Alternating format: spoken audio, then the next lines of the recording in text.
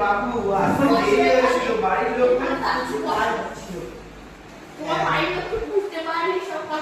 আরে যবে আমার তোমার বিয়ে হবে তবে তো বুঝবে ভালো করে। তুমি তোমার বাড়ির কথা বলে বোঝো না কেন? কি বুঝছো না ব্যাপারটা?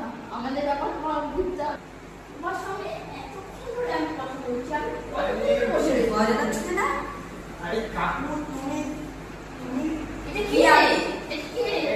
ও কাকু এটা আমার